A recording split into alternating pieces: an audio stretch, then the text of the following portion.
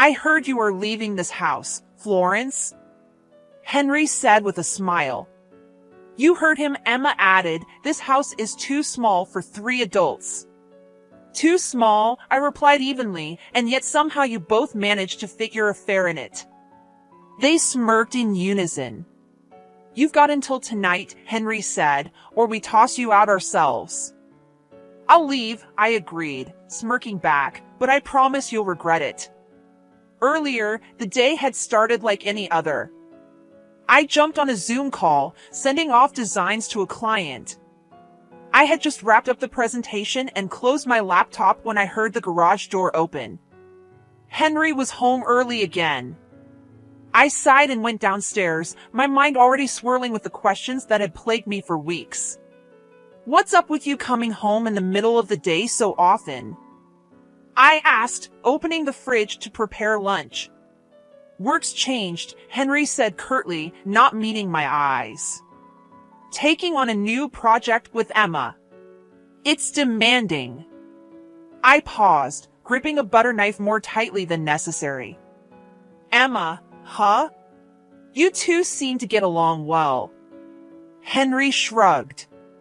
She's ambitious. Knows what she wants. I decided that today would be different. I'd find my proof. I waited until he left for another urgent meeting and went directly to his study.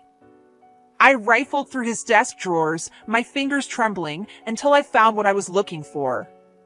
There it was, a receipt for 2 at that swanky restaurant he claimed he could never afford to take me to, and another, a hotel receipt, room for 2, also in Emma's name. Just as I put the papers back, I heard the front door open. Henry's voice, loud and carefree, floated through the hallway. My heart raced. I barely had time to hide the evidence when they walked in. Well, look who's curious, Emma purred, leaning against the door frame. Her presence in my home was like a cold slap to my face. What's the meaning of this? I snapped, holding up the receipts. Oh, those, Henry said nonchalantly. Emma's moving in. There's no room for you anymore, Florence. My mind swirled, emotions a chaotic storm, but I locked them down immediately.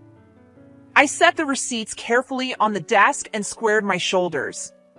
You both can have your fun, I said calmly, stepping forward, but let me assure you, it's going to cost you. Like we care, Emma laughed, linking arms with Henry. There's the door. I walked out without another word. The weight of the betrayal tried to anchor me down, but I wouldn't give them the satisfaction. Through sheer will, I made it up to the bedroom. I pulled out an old suitcase and began to pack. My phone buzzed. It was Clara, my daughter, checking in from college. I stared at her message for a beat, tears threatening to spill. I typed back briskly, everything's fine. See you soon. I picked up the phone again, but this time to make a call that would set my new plan in motion. Getting a junk removal service lined up for tomorrow without raising suspicion was crucial. As I moved through the house, removing traces of my life piece by piece, a realization settled in my bones. I wasn't just packing up my things, I was clearing space for something new, something stronger. Think she'll go quietly? I overheard Emma ask Henry downstairs. She'll be gone, Henry assured her. She knows better. I glanced at the framed family picture on the hallway table, the 3 of us smiling at a happier time. Oh, how wrong he was. With one last look, I turned off the light and shut the door behind me, resolute. Their little game had just begun. The next morning, I woke up early and started packing my things discreetly. I knew Henry and Emma would be sleeping in, probably enjoying their little victory. My hands moved quickly but quietly. Drawer by drawer, I filled my suitcase with necessities. I took one last look around our room. Henry's scent still lingered on the bedsheets. I shook my head, dismissing the sentiment. It was time to move on.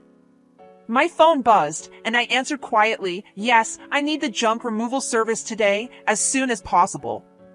"Got it, ma'am," the voice on the other end confirmed. "We'll be there in an hour." I headed to the kitchen to gather more things. As I wrapped up, I heard footsteps on the staircase. Henry walked in, rubbing his eyes. He looked mildly surprised to see me.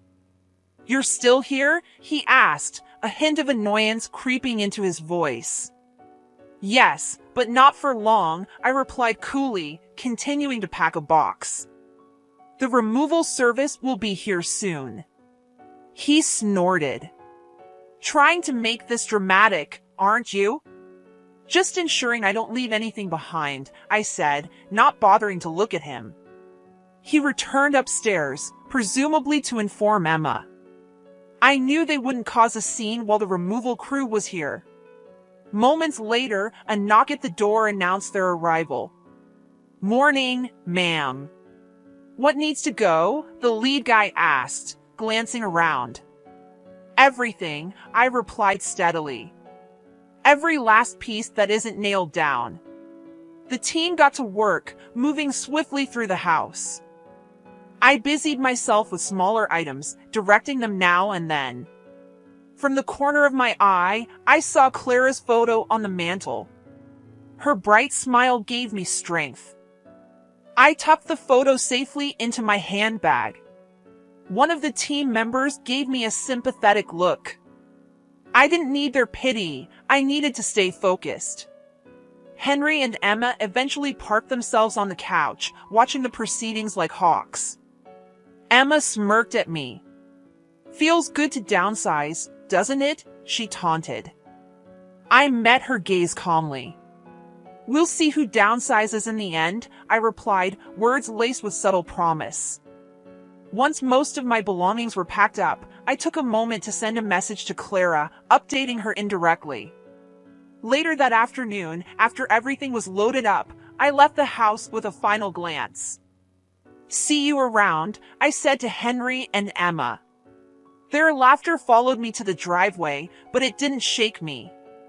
At the hotel where I booked a room, I set my bags down and dialed my lawyer. "Mr. Jack, it's Florence Taylor.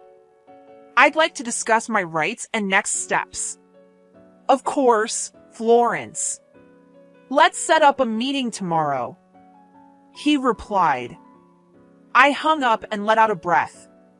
This wasn't going to be easy, but it was necessary. Next, I dialed Clara. Her voice on the other end brought immediate comfort. "Hey Mom, you okay?" "I'm fine, sweetie, just moving into a hotel for a while." "I didn't want to worry you before your exams." "Don't worry about me," Clara assured. "We'll get through this."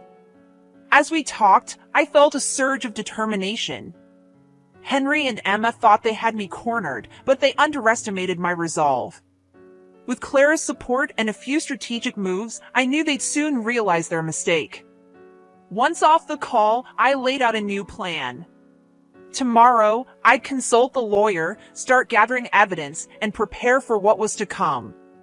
Tonight, however, was for rest and regrouping. The real battle would begin soon enough. The following morning, I met with Mr. Jack. He was a sharp, seasoned lawyer who immediately understood the complexity of my situation. "Good to see you, Florence.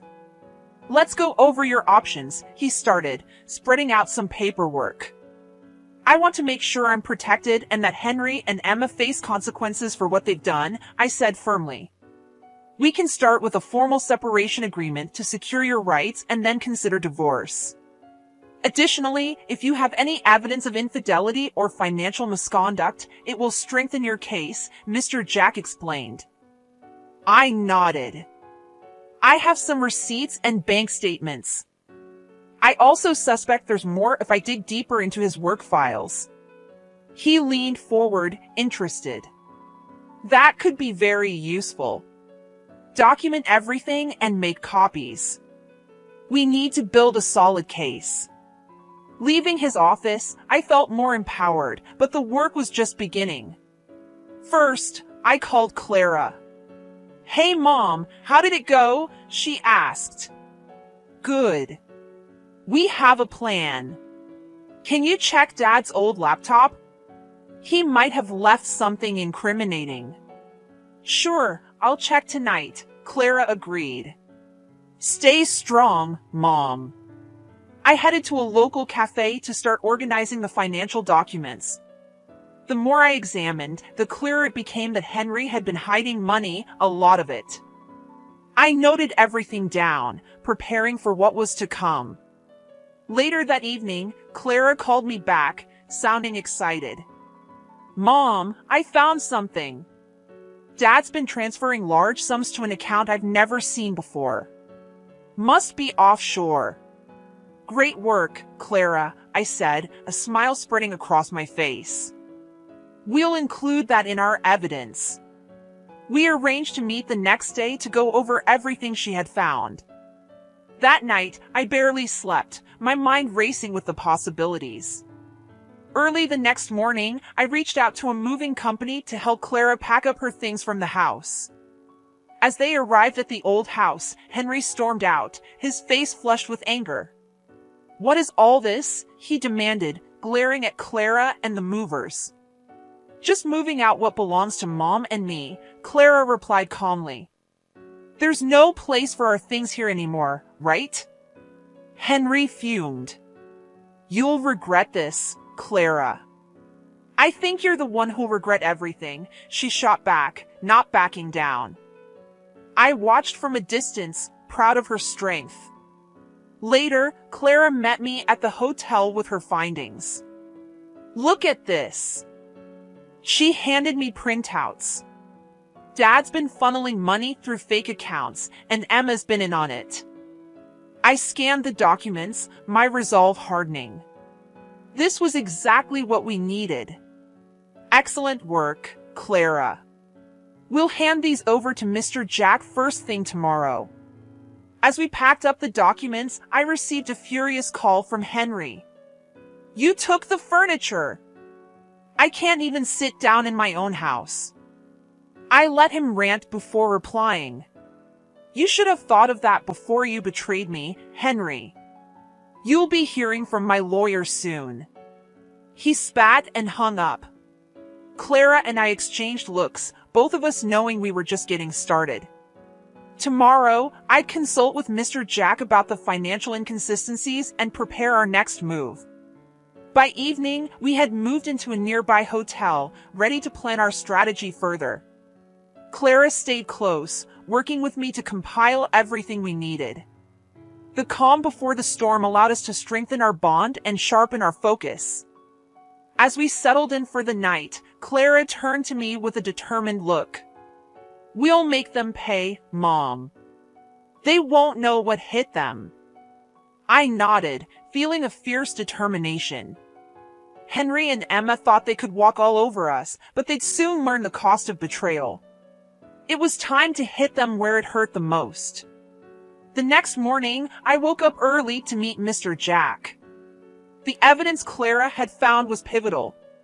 We presented everything, the financial transfers, the offshore account, and Emma's involvement. Mr. Jack reviewed the documents with a steely expression. "This is substantial, Florence. We'll leverage this information to our advantage." "Good.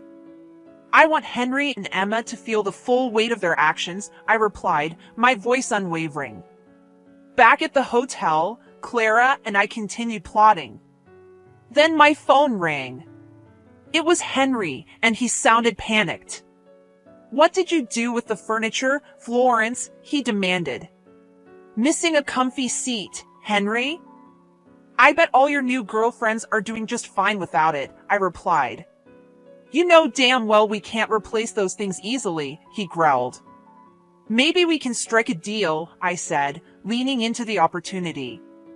"You wire $5,000 to my account, and I'll tell you where your precious chairs are."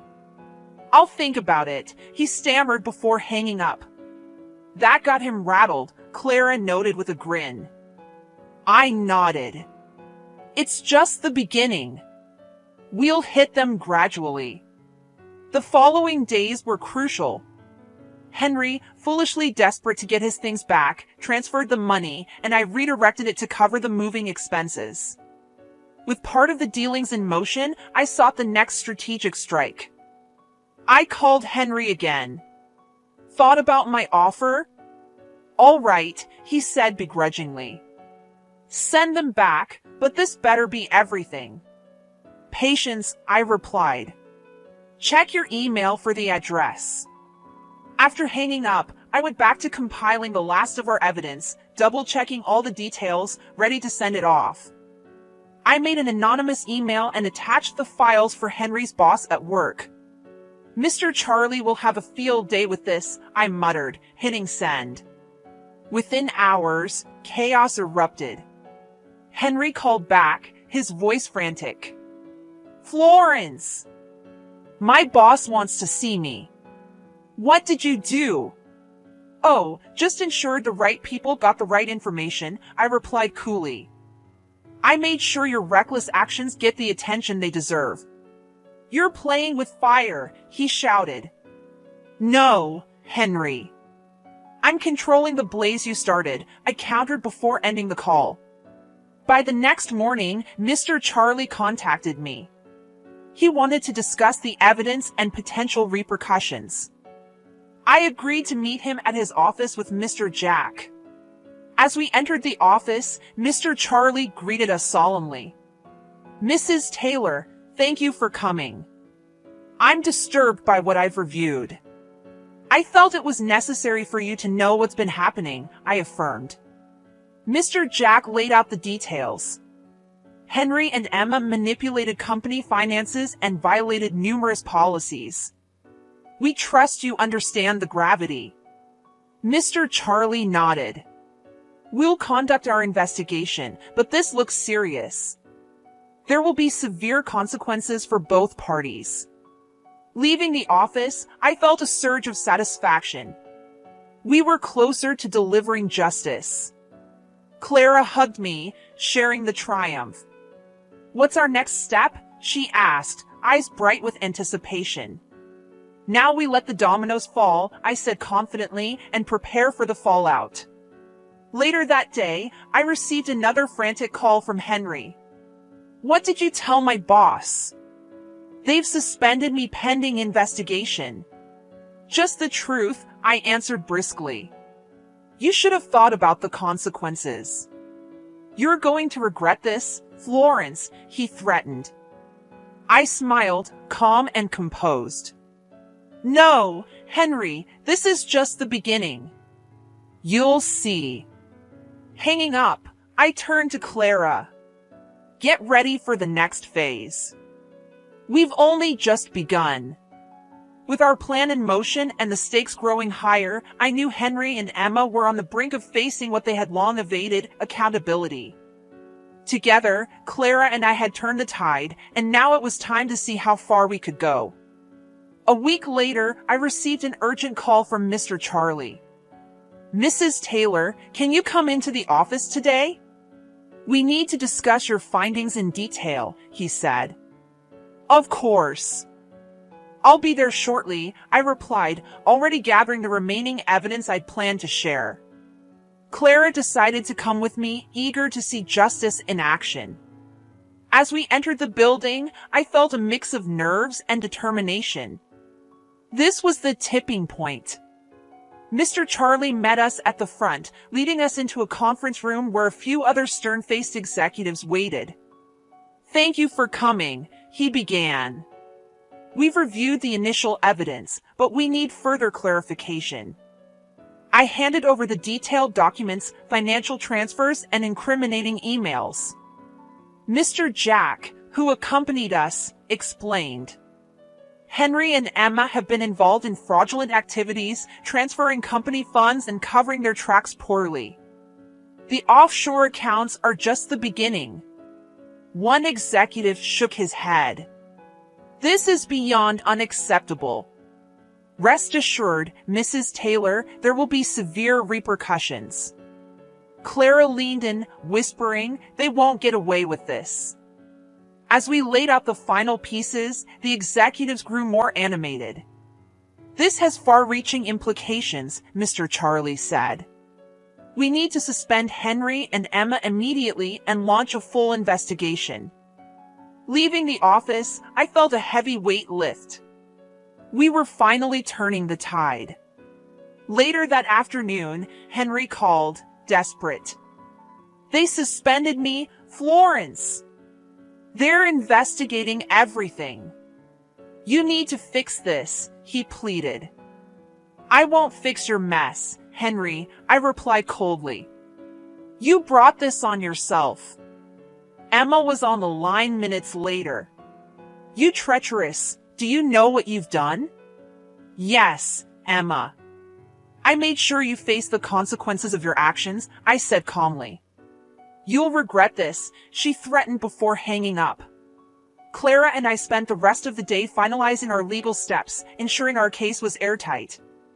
The next morning, news broke about Henry and Emma's suspension. Their dirty laundry was now public, and the fallout was immediate. We went to the office one more time to finalize our statements. Henry and Emma were there, looking defeated. Henry tried one last-ditch effort. "Florence, let's talk this through. We can find a way to settle this quietly," he said, attempting to sound reasonable. I shook my head. "There's no quiet way out of this, Henry. You've lost all respect and integrity." Mr. Charlie stepped in. "Mr. Taylor, Miss Phillips, the evidence is insurmountable. The company is pressing charges, and there will be civil suits as well." Henry turned on Emma, desperation in his eyes. "This is all your fault. You pushed for this." "Me? You were in it up to your neck," Emma shot back, her voice shrill. Their bickering filled the room, each trying to deflect blame. It was a symphony of desperation and guilt. Finally, I faced them both. "You both underestimated me, thinking I'd just disappear quietly. But you gave me the fire I needed." Leaving that office, I felt Clara's hand in mine, both of us stronger and united. We had faced them down and come out victorious. That night, we celebrated quietly, knowing the battle wasn't fully over, but recognizing the milestone we had reached. Over dinner, Clara looked at me, her eyes shining with admiration. "You did it, Mom. You stood your ground, and they paid for it." "We did it," I corrected, raising my glass. "Together." From that day forward, our focus shifted to rebuilding our lives and our home. Henry and Emma's fight for legal survival would continue, but we had already won the greatest victory, reclaiming our dignity and strength. Henry and Emma were summoned to the company's headquarters the next day. Word of their misdemeanors had spread, and the atmosphere was thick with tension.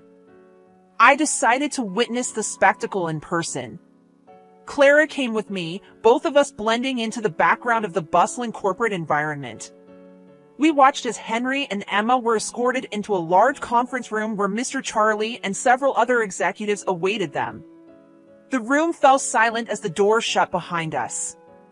Mr. Charlie stood, a stack of papers in his hand. "Henry, Emma, the evidence against you is overwhelming. Embezzlement, fraud, and misappropriation of funds. We've begun a full audit, and the preliminary findings are damning." Henry's face flushed. "This is absurd. I demand to speak to someone higher up." "There's no higher up for you," Mr. Charlie said firmly. "You've betrayed this company and its employees." Emma tried to interject, her voice trembling. We can explain." "Save it," another executive cut in, his voice icy. "We're pressing charges and will ensure you're held accountable to the fullest extent." Henry turned to Emma, his eyes wild. "You idiot! You were supposed to keep those records clean." "I did everything you asked." Emma snapped back. "If you hadn't been so greedy." Their argument spiraled, loud enough to echo through the halls. Clara and I exchanged glances, both of us grimly satisfied watching their public meltdown. Another executive cleared his throat. Enough! You both will be escorted out and served with notice of termination and legal action. Henry's demeanor shifted, desperation taking over. Please, there must be something we can do to fix this. Mr. Charlie's expression softened for a fraction of a second, but then he steeled himself. The time for fixing things is long past. You're a liability to this company and a disgrace to your positions. As Henry and Emma were let out, heads hanging low, Clara and I quietly exited the building. Outside, she turned to me, her eyes glowing with satisfaction. That was tense, she said. Yes, but it was necessary, I replied. They needed to face the consequences. We didn't have much time to reflect before the next phase of our plan kicked into gear. I coordinated with Mr. Jack to finalize the divorce papers and ensure all our claims were solid. The story leaked to the press, and Henry and Emma's personal lives started to unravel. Reporters camped outside their homes, seeking comments on the scandal. Their reputations sank further with each passing day. Back at the hotel, Clara and I were inundated with calls from old friends and acquaintances expressing their shock and support. It was heartening to know we were not alone in this. One evening, Clara looked up from her laptop. Mom, have you seen this? She showed me a news article detailing Emma's involvement in another company's scandal years ago, hinting at a pattern of unethical behavior. This will bury her, I said, forwarding the article to Mr. Charlie. Every skeleton in their closets will come out now. That night, Henry called again, but this time his voice was broken. Florence, please, can we talk? There's nothing left to talk about, I said firmly. You made your choices, now live with them. The line went dead, and I felt an overwhelming sense of closure. Clara wrapped her arm around me. We did it, Mom. They're facing everything they deserve. Yes, we did, I agreed, hugging her tightly. And it's finally over. As we prepared to move back into our new home, there was a sense of renewed hope and strength between us. Henry and Emma would continue to unravel in the public eye, but Clara and I were moving forward, stronger and undeniably triumphant. The news hit like a tidal wave. Henry and Emma were officially arrested for embezzlement and fraud. Their mugshots splashed across the evening news, a stark contrast to the polished personas they had flaunted. Clara and I watched the broadcast from our new living room, a sense of vindication washing over us. They're actually going to jail, Clara murmured, almost in disbelief. Justice has a way of catching up, I replied, feeling the weight of our struggle lifting. The following day, the doorbell rang. I opened it to find Henry's assets being seized. A team of officials carted out electronics, valuable artworks, and even his beloved car. The neighbor across the street watched, eyes wide with curiosity. This is just the beginning, one of the officers remarked to me. There's a lot more to account for. I nodded, stepping back inside. Clara looked up from her studies and smiled, her eyes bright with satisfaction. Mom, did you see that? They took the car. I saw, sweetheart. It's all falling apart for them, I said, sitting beside her. A week later, we headed to the courtroom for the preliminary hearing. Henry and Emma sat at the defense table, looking disheveled and hollow-eyed. Their lawyers whispered urgent instructions, but the damage was already done. Mr. Jack sat beside me, exuding calm confidence. This will be swift. They don't have a leg to stand on, he assured me. The judge read out the charges, detailing every egregious crime. As the list grew longer, Henry fidgeted, shooting desperate glances at Emma. Clara squeezed my hand, offering silent support. The prosecutor presented our evidence, each piece more damning than the last. When they showed the financial transfers to the offshore account, the courtroom buzzed with disbelief. Henry finally broke. It was all Emma's idea, he shouted, pointing a trembling finger. She orchestrated everything. Liar! You told me to do it! Emma shrieked back, her face contorted with rage. The judge banged his gavel. Order in the court, he commanded. Turning to address both, he said, Your actions have consequences. Prepare for the full force of the law. Leaving the courthouse, Clara and I felt an incredible sense of liberation. This was the turning point, their reality of facing the repercussions of their heinous actions. In the ensuing weeks, Henry and Emma were convicted, their sentences making headlines. The once powerful duo was now the cautionary tale of our community. Clara and I focused on rebuilding our lives. The house felt lighter, filled with new memories and hopes. One evening over dinner, Clara looked at me with a contented smile. We've come a long way, Mom. I'm proud of us, she said. I'm proud of you too, Clara. You've been my rock through all this, I replied, my heart swelling with gratitude. As our lives began to stabilize, I received a surprising message from an old college friend who had heard about my ordeal. She invited me for coffee. It had been years since I'd seen her, and the idea of reconnecting felt like a new beginning. The cafe meeting was delightful. We laughed, reminisced, and for the first time in a long while, I felt the joy of genuine friendship without the shadow of betrayal over us. Returning home, Clara greeted me warmly. How was it? Wonderful, I said, hugging her. We're finally moving forward. Henry and Emma's trials were nearing their end, and the severe sentences they received cemented their fates as examples of consequences catching up with reckless actions. Watching the news report, Clara whispered they got what they deserved. Yes, they did, and we got our peace back, I affirmed without regret. As we looked ahead, our bond stronger than ever, a sense of complete closure enveloped us. The storm had passed, leaving us with clear skies and the promise of brighter days. With Henry and Emma behind bars, life took on a new rhythm. Clara and I settled comfortably into our new home. Mornings were no longer filled with dread, but with the promise of new beginnings. I found solace in my work as a graphic designer, delving into projects with renewed enthusiasm. One sunny morning, as I sipped coffee on the porch, Clara joined me with her laptop. Mom, I've been thinking. How about we start a small business together? We could combine our skills, your design expertise, and my marketing knowledge. I looked at her, surprised but excited. That's a great idea, Clara. We could create something meaningful, something ours. She beamed. Let's brainstorm tonight. I have so many ideas. That evening turned into a planning session filled with laughter and creativity. We mapped out our venture, imagining a future untainted by past betrayals.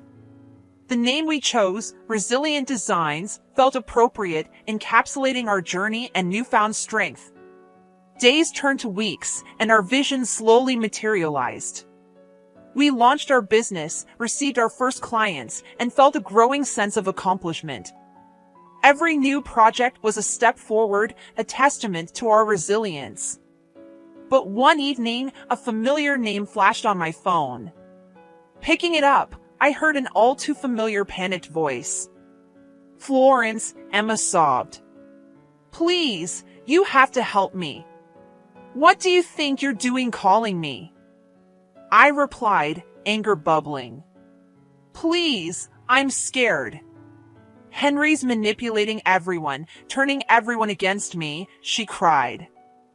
I took a deep breath, reminding myself how deep her betrayals ran. You made your choices, Emma. Now live with the consequences. She begged and pleaded, but my resolve remained firm. Ending the call, I felt a weight lift. Clara walked in, sensing the tension. Who was that? She asked. Emma, I said simply, and I let her know she's on her own. She needs to face the reality she created. Clara nodded, hugging me. Good. She deserves it. Our business continued to grow, each success a reminder of how far we had come. We balanced work and life, cherishing the moments we spent together. One afternoon, in between client meetings, Clara brought up a topic I hadn't considered in years. Mom, have you thought about dating again? She asked gently. I laughed. Not really. It's been a long time. But who knows, maybe someday. Clara smiled. You deserve happiness, Mom. Don't close off the possibility. Her words stayed with me. A few weeks later, I decided to take a small step forward. I reconnected with the old college friend I had coffee with and found joy in our newfound friendship. Slowly, the idea of dating began to feel less daunting. One evening, Clara set up an online profile for me, giggling as she chose pictures. Trust me, Mom. You're going to have a great time. Reluctantly, I agreed. Soon, messages trickled in, and I found myself laughing at silly conversations with strangers who might become friends or more. As my life expanded, so did Resilient Designs. We hired a small team, moved into a cozy little office, and watched our dreams flourish. Our clients appreciated our work, often commenting on the passion and love we brought to each project. One day, as Clara and I closed up the office, she turned to me, her eyes filled with pride. Mom, we did it. We really turned everything around. Yes, we did, I said, embracing her. And the best part is we did it together. Walking home, we felt a deep sense of contentment. The shadows of the past had faded, replaced by the light of our new beginnings. Henry and Emma's trials concluded with devastating sentences for both, their names forever tarnished. We had not only reclaimed our lives, but redefined them. Each step forward was a testament to our strength.